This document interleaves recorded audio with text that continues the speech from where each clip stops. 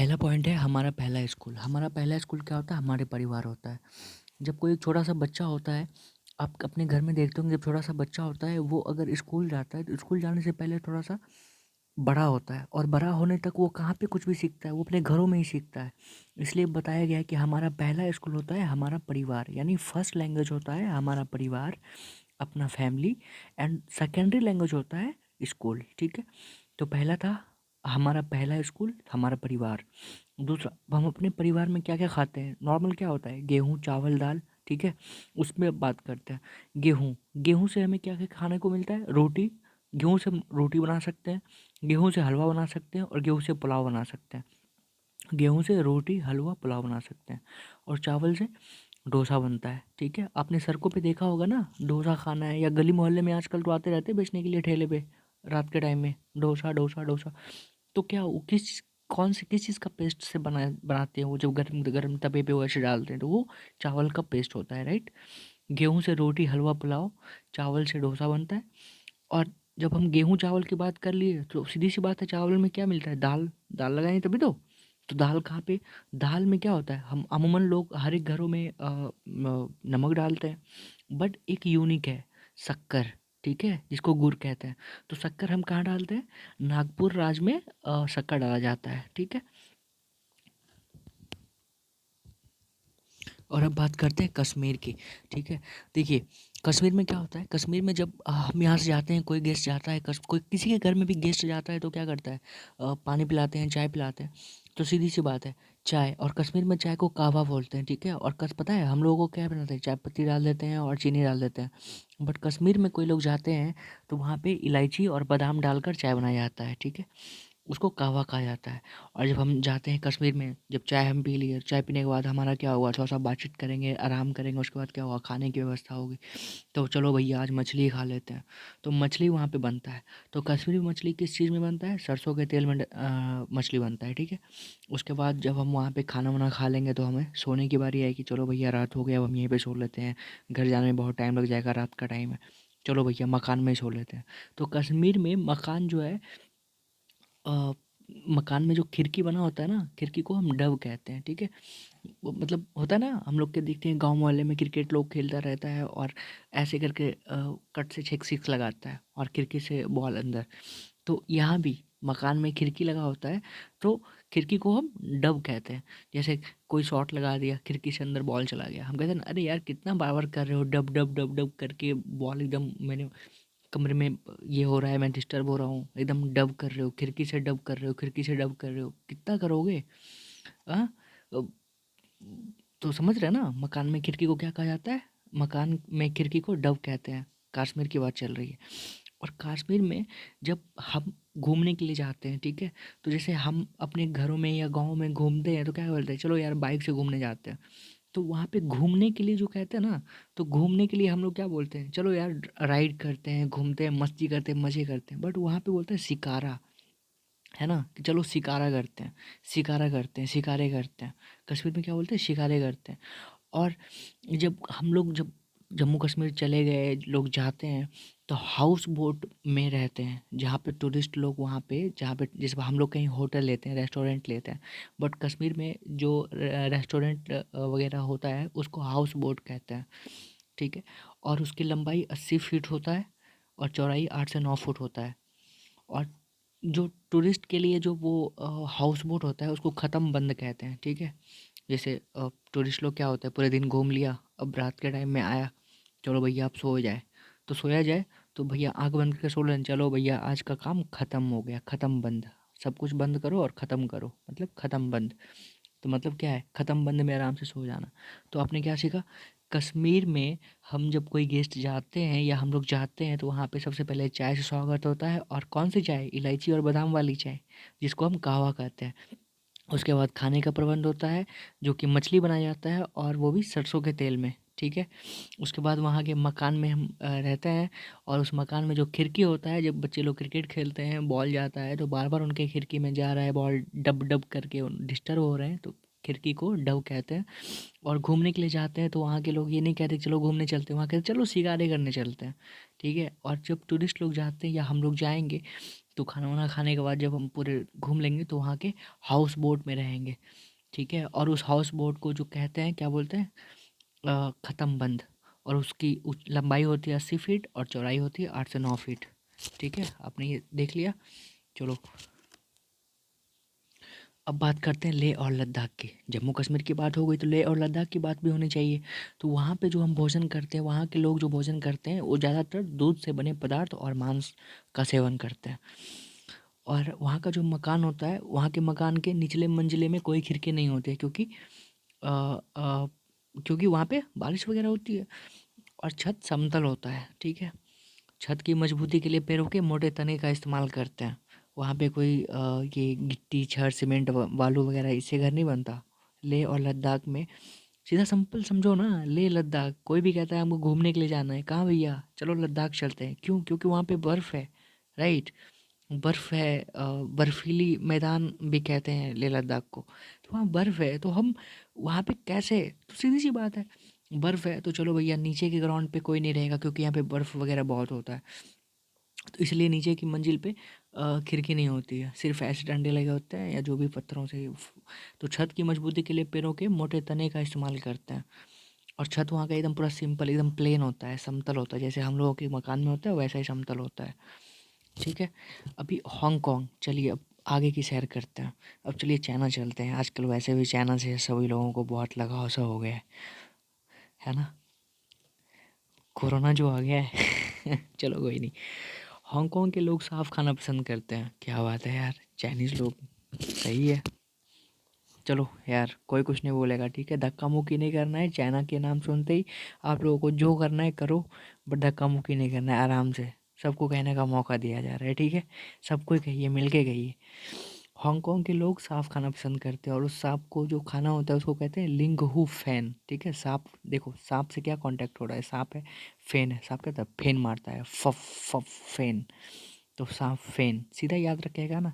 Hong Kong के लोग सांप खाना पसंद करते हैं और सांप को, उस खाने को क्या बोलते हैं, लिंग हु फैन, ठीक है, लिंग हु फैन। और यहाँ पे क्या बोलता है, 8वां नंबर क्या बोलता है, खरगोश और कछुआ क्या है। बचपन में सुना होगा आप लोगों ने खरगोश और कछुए की कहानी।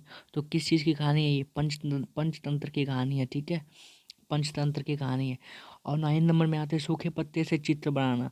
देखो कोई एक सूखा पत्ता पत्ता होता है ना, उससे चित्र बनाना किसने सिखाया था सबसे पहले, या जो भी सबसे पहले नहीं, मतलब सीधा आप समझो कि सूखे पत्ते से जो होता है ना, किसी पेड़ के जो पत्ते होते हैं वो सूख जाते हैं, उससे चित्र बना सकते हैं। किसने कहा था, किसने किसने सिखाया था, विष्णु चिंचालकर ने।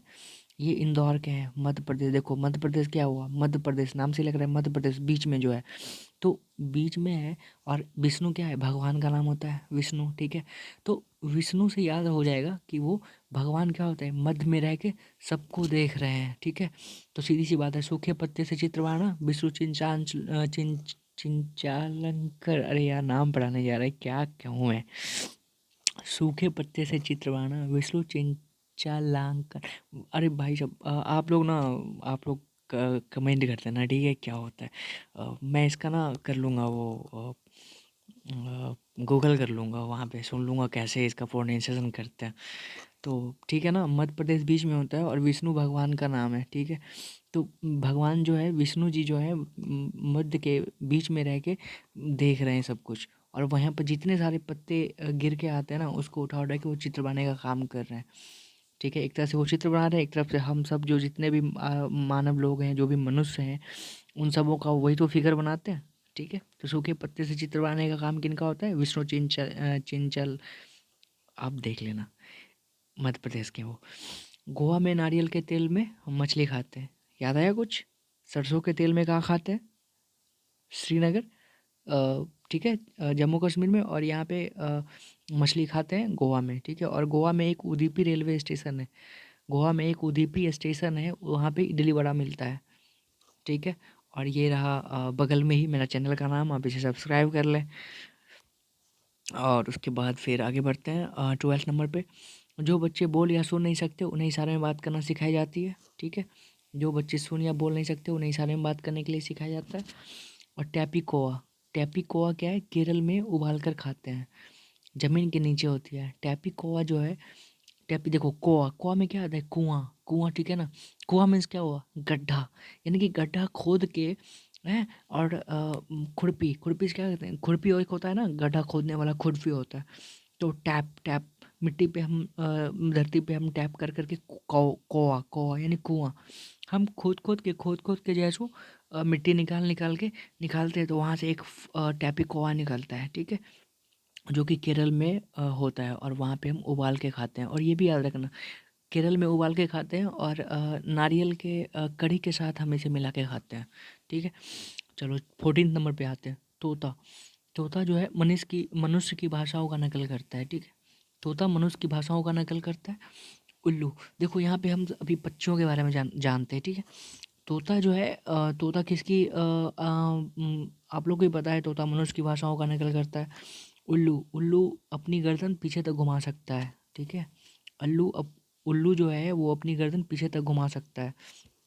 मैना झटके से अपनी गर्दन आगे पीछे करती है, ठीक है? और मैना जो है, मैना कहता है ना जब कोई पक्षी को आप ईंट मारो या कंकर मार दो या पत्थर मार दो या कुछ भी उसको परेशान करो या किसी को भी परेशान करते तो कहता है ना कि अब मेरी नज़र तुम सबों पे है भैया, हम देख रहे हैं, झटके से हम तुम पे वार कर सकते हैं। तो कहता है ना, तो मैना बोलती है, मतलब कैसे कहता है, मैं ना भूलूंगा, झटके से वार कर दूंगा, इसलिए मेरे साथ बदतमीजी ना करो, है ना?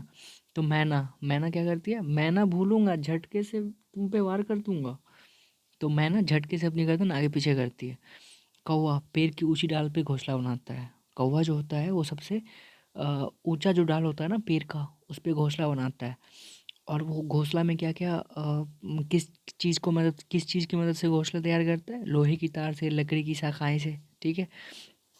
और हम जो कोयल होती है वो घोंसला नहीं बनाती है, वो कौवा के घोंसला का उपयोग करती है और अपने अंडों के लिए, ठीक है? कोयल जब भी अपना अंडा देना होता है कोयल को तो वो जाके कौवे के घोंसले में अंडा दे देती है और कौवा उसे अपना समझ के उसे पालता है, पोसता है, बड़ा करता है, समझे? कोयल बहुत चालाक होती है, मेहनत नहीं करती, सिर्फ इसकी आवाज़ मीठी है। वो कहते हैं ना, कोयल सी तेरी बोली मीठी मीठी आवाज़ों में फांस लेने वाली। तो मीठी आवाज़ों में फांस के और कौवे के घोंसले में जाके अपना अंडा डाल देती है और इसका काम हो जाता है। वाह भैया, पक्षियाँ भी ना क्या काम करती है। चलो अच्छी बात। और देखो एक फाख्ता है। फाख्ता क्या है? कैक्टस के कांटों के बीच, देखो ये सबसे बड़ी बात है। देखो फाख्ता, आपने गाना सुना होगा, तुझसे ही है मेरा राबता, है ना? तुझसे ही है मेरा राबता राबता। तो क्या है राबता और फाख्ता? तो राबता क्या होता है? राबता क्यों बोल रहा है तुझसे ही है मेरा राबता? अपने प्यार का संकेत कर रहा है, मोहब्बत जता रहा है कि तुम मेरे लिए बहुत कुछ हो। तो अभी वो बहुत कुछ है लेकिन आगे चल के क्या होता है उसके साथ बहुत मुसीबतें होने वाली होती है ना? उसकी शादी हो जाएगी, फिर बच्चे हो जाएंगे, फिर वही घिसी-पिटी लाइफ हो जाएगी, फिर संता-बंता वाली सब एक चुटकुले से हस्बैंड वाइफ जैसे बनने से लगेंगे, राइट? तो वैसे ही हो जाता है। तो फाख्ता क्या हो गया? राबता। तो क्या होता है, ज़िंदगी वहाँ पे फँस गई, है ना? लगता है कि कांटों भरी ज़िंदगी में हम आ चुके हैं। तो वही हो गया राबता। सॉन्ग को आप यहाँ फाख्ता समझ लो, ठीक है? तुझसे ये मेरा फाख्ता, अ, फ क्योंकि मैं तुमसे थक चुका हूँ और मैं चाहता हूँ फासला। तो फाख्ता क्या हो गया? कैक्टस के काँटों के बीच, है ना? प्यार है तो भाई काटा, तकलीफ़ हुआ उसे। तो फाख्ता क्या हो गया? कैक्टस के काँटों के बीच या मेहंदी के मड, देखो मेहंदी के पौधे, मेहंदी के जो पेड़ होते हैं उसमें भी काँटे होते हैं। तो वही फाख्ता क्या होता है? काँटे वाले यानी कि राबता, सीधी-सी बात है, राबता प्यार का निशानी है तो फाख्ता काँटों की निशानी होगी। आप समझ लो ऐसा कुछ। तो आपको ऑप्शंस में आएँगे, आप लगा देंगे टिक, बस आप ये सुनते रहें, समझ लेंगे आप। तो फाख्ता कैक्टस के काँटों के बीच और फाख्ता मेहंदी के मड में अपना घोंसला बनाती है, ठीक है? अब गौरैया की बात करते हैं। गौरैया, गौरैया घर में घोंसला बनाती है, ठीक है? अलमारी के ऊपर या आईने के पीछे। देखो गौरैया में क्या आ रहा है? गौ, गौ, गौ मीन्स गाय, है ना? गाय को हम कहाँ रखते हैं? अपने घरों में रखते हैं, है ना? पालते हैं, पोसते हैं गाय को। तो वही हुआ गौ, गौरैया, ठीक है? गौरैया यानी गाय को घरों में, गौरैया को भी घरों में। गाय पशु है, गौरैया पक्षी है। तो गौरैया घर में घोंसला बनाती है, अलमारी के ऊपर, आईने के पीछे। अब जाना, जब भी सवरोगे ना, संवारोगे ना खुद को, है ना?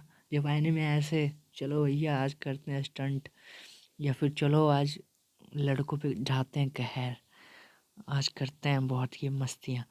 तो गौरैया, ठीक है? घर में।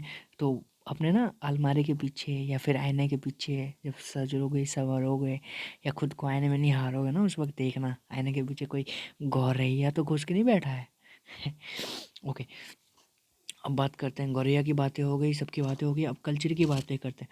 कल्चरी क्या है? इंडियन रॉबिन के नाम से जाना जाता है, ठीक है। कल्चरी क्या है? कल्चरी जो है वो इंडियन रॉबिन के नाम से जाना जाता है। देख रहे हो, कलचीरी। अबे यार, इंडियन रॉबिन, समझ रहे हो? Indian robin. रॉबिन कब कोई बनता है? कहते हैं ना रॉबिन हुड में। कब बनता है? जब वो दुनिया से परेशान होता है, उसे बहुत कुछ चाहिए होता है, तो रॉबिन बनता है, ठीक है। तो ये कल्चरी क्या है? Robin, Indian robin. और इसका चोंच क्या होता है? अंदर से लाल होता है, ठीक है। मतलब कहता है ना, जो रॉबिन बनना है भाई काहे, तो उसने मुझे पीटा या हमें बहुत तकलीफ सी मिली और मैं आज रॉबिन हुड बन गया हूँ, चाहे वो पॉजिटिव में हो या नेगेटिव में हो। तो जब अगर पीटता है, पिटाई खा के बना है रॉबिन, तो उसके दांत वांत टूट सकते हैं, अंदर के खून वगैरह, ये ऑल दैट, ठीक है। तो कल्चरी, इसकी चोंच अंदर से लाल होते हैं और इसका घोंसला पत्थरों के बीच खाली जगहों में, जिसमें नाजुक टहनियाँ, रुई, ऊन और बाल होते हैं। तो रॉबिन हो गया, अब इसे किसी से डर नहीं लगता, ये पत्थरों में जाके रह सकता है। तो कल्चरी एकदम बोला कि मैं दुनिया से चिढ़ चुका हूँ, चिड़चिड़ा हो चुका हूँ और अब मुझे बनना है रॉबिन, और मैं पत्थरों में भी, पत्थरों से मुझे डर नहीं लगता। तो ये पत्थरों के बीच में जाके रहता है, ठीक है। और और घोंसला बनाता है रुई से, ऊन, बाल, नाजुक टहनियों से। कल्चरी, ठीक है, ठीक है ना। अब चलो, अब बात करते हैं कबूतर की। कबूतर कहाँ रहते हैं? पुराने मकान और खंडरों में। अपने आसपास के मोहल्ले में देखा होगा आपने, कबूतर वगैरह अगर रहती हैं तो कहाँ रहती है? कोई भी खंडर, पुराने मकान और खंडरों में कबूतर रहते हैं। और बसंत गौरी की बात करते हैं, तो बसंत गौरी गर्मियों में टुक टुक करते रहते हैं, ठीक है। जब गर्मियों का मौसम आएगा ना, अभी तो सर्दियों का मौसम चल रहा है, जब गर्मियों गर्मियों का मौसम आएगा ना, फिर आप एक बार जस करना, ठीक है। टुक टुक करते हुए एक पक्षी देखेंगे आप। और वो पता है कहाँ रहती है, कहाँ अंडे देती है? पेड़ के तने, पेड़ का जो टहनी होता है ना, उसके उसमें एक गहरा छेद बनाती है और उसमें अपना अंडा देती है वसंत गौरी। चलो, अब बात करते हैं, वसंत गौरी हो गई, अब बात करते हैं दक्षिण चिड़िया की। दर्जिन चिड़िया। देखो नाम से क्या लग रहा है, दर्जिन चिड़िया। देखो ये तो समझना आपके लिए बिल्कुल आसान सा हो जाएगा। दर्जिन चिड़िया ये अपने नुकीले चोंच से पत्तों को सी लेती है, ठीक है। जो तो पत्ता होता है ना, मैंने क्या बताया था, सूखे पत्तों से चित्र कौन बनाते हैं? हम्म, मध्य प्रदेश के रहने वाले विष्णु चिंचलांकर। अरे अभी तो सही से पढ़ दिया मैंने, सही है। विष्णु चिंचलांकर, ठीक है, मध्य प्रदेश में रहने वाले, क्यों भगवान थे वो बीच में रह के सब देख। और यहाँ पे क्या है? दर्जिन चिड़िया। देखो ये क्या है? दर्जिन, क्या टेलर का नाम सुना है? टेलर का हिंदी क्या होता है? दर्जी। तो दर्जिन चिड़िया, देखो यहाँ भी देखो, दर्जी, नुकीले चोंच, दर्जी है भैया तो वो सिएगा ना, तो नुकीले चोंच से पत्तों को सी लेता है और उसके बीच बनी थैली को अंडे के लिए तैयार करता है, ठीक है। नुकीले पत्तों अपने नुकीले चोंच से पत्तों को सी लेता है और उसके जो जो सीने के बाद एक थैली सी बनेगी ना, उसमें अपना अंडा देता है, तो इसको बोलते हैं दर्जन चिड़िया, ठीक है। दर्जी से याद रहेगा ना, जो जो चिड़िया का चोंच नुकीला होता है और पत्तों को सी लेती है, उसको दर्जन चिड़िया कहते हैं, क्योंकि सीना सीना दर्जी का काम है, टेलर, राइट। बढ़िया। अ, और फिर से देखो यहाँ पे लिखा हुआ है सब्सक्राइब बगल में ही चैनल, तो सब्सक्राइब तो कर ही लेंगे आप। नोटिफिकेशन भी आएगा आपको, वेल दबा ही लेंगे, वेल बटन जो होता है। चलो अच्छी बात है। एक मेरी ये छोटी सी कोशिश है, सपोर्ट की ज़रूरत पड़ेगी आप लोगों की, क्योंकि मैं मुझे पता है सीटेट का एग्ज़ाम्स चल रहे हैं, मैं काफ़ी लेट आया हूँ। ओके, मैं ज़्यादा टाइम ना लूँ, 25 नंबर पे बात करता हूँ बीवर पक्षी के बारे में, ठीक है। अच्छा, देखो भैया, बीवर पक्षी बहुत चालाक होते हैं सारे पक्षियों में, मुझे लगता है। एक रियल लाइफ में हस्बैंड वाइफ का क्या काम, क्या होता है? हस्बैंड वाइफ मतलब एक लड़का लड़की की शादी होती है, फिर हस्बैंड क्या करता है? जाता है घर से बाहर, सुबह सुबह उठ के पैसे कमा के शाम में आता है, फिर अपनी बीवी को देता है, बच्चे पालता है।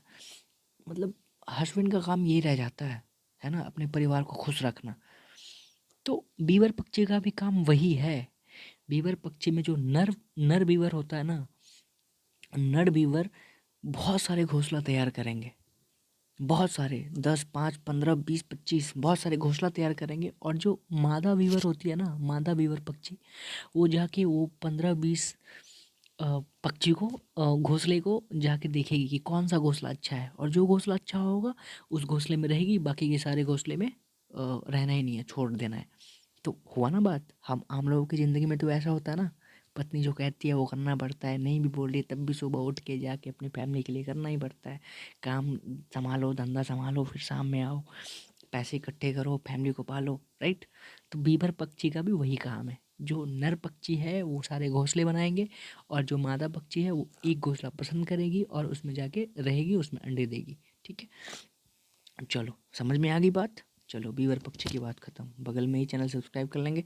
शक्कर खोरा की बात करते हैं, 26 नंबर शक्कर खोरा। देखो नाम से क्या लग रहा है, शक्कर छोरा, है ना। और छोरा क्या करता है, घोड़ा चलाता है। शक्कर खोरा, है ना। शक्कर खोरा छोरा। तो घर में था एक लड़का, छुप छुप के, जो छोरा था वो घोड़ा चलाता था। तो फैमिली वाले ने उस पर शक किया, ठीक है।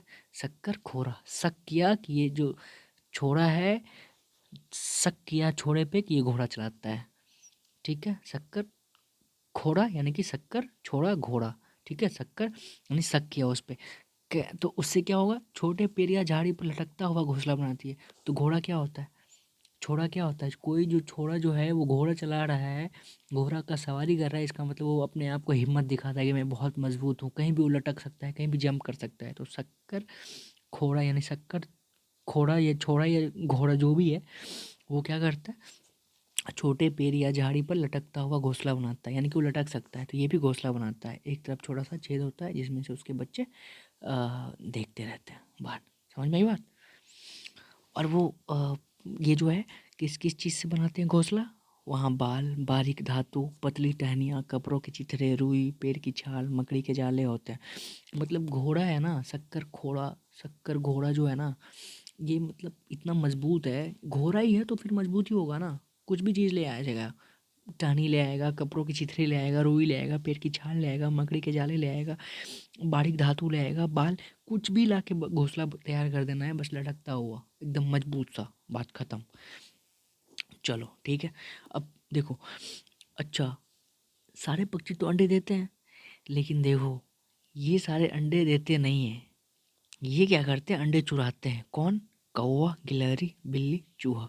ठीक है, बस आप इसको याद कर लो। कौवा, बताया था, कोयल उसके कौवे के घोंसले में अंडा देती है, तो याद हो गया, कौवा अंडा चुराता है। गिलहरी अंडा चुराती है, पेड़ पे रहती है, तो पेड़ पे पक्षी भी घोंसला बनाते हैं, चुरा लेती है, याद रहेगा। पेड़ पे रहने वाले पक्षी और पेड़ पे रहने वाले गिलहरी अंडा चुरा लेते हैं, यानी कौवा गिलहरी। और बिल्ली और चूहा आपके घर में रहते हैं, दूध पी जाते हैं, तो अंडा किसका, किस खेत की मूली है, छिपकली अंडे देंगे, लेके भाग जाएंगे, फरार हो जाएंगे। तो कौवा गिलहरी बिल्ली और चूहा ये सभी अंडे चुरा लेते हैं। ठीक है, चलो अब 28 नंबर की बात करते हैं। अच्छा, आपको पता है ये सारे पक्षी जो है वो अंडे क्यों देते हैं, घोंसला क्यों बनाते हैं, सॉरी अंडे तो देते ही घोंसला क्यों बनाते हैं, घोंसला इसलिए बनाते हैं क्योंकि उन्हें अंडा पालना होता है। ठीक है, जैसे ही उनका अंडा रखने के लिए घोंसला बनाते हैं, जैसे ही अंडा से बच्चे निकल जाते हैं, फिर ये घोंसला छोड़ के चले जाते हैं। ठीक है, अब बस ये बात याद रखेंगे।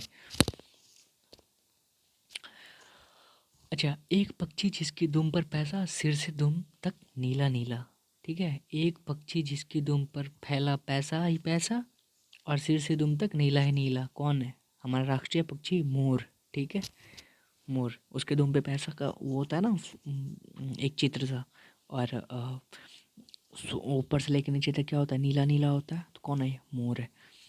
ठीक है, और देखो जिन जानवरों, देखो एक सबसे बढ़िया चीज़, और एक ये आप याद रखना कि जिन जानवरों या पशुओं के शरीर पर बाल और कान दिखाई देते हैं, कोई भी आप पशु देख लेना, ठीक है, जानवरों कुछ भी देख लेना, उस पे ना अगर बाल, सर उसके शरीर पे बाल और कान दिखेगा, तो समझ लेना कि वो बच्चे देते हैं। और जिस भी पशु या जो कीड़े मकोड़े कुछ भी होते हैं, उनके ऊपर बाल और कान अगर आपको दिखाई नहीं दे, तो समझना वो अंडे देते हैं। बात खत्म, वेरी गुड। बाल विवाह कानून, लड़की की 18 वर्ष और लड़के की 21 वर्ष, ये तो आप सबको पता ही होगा।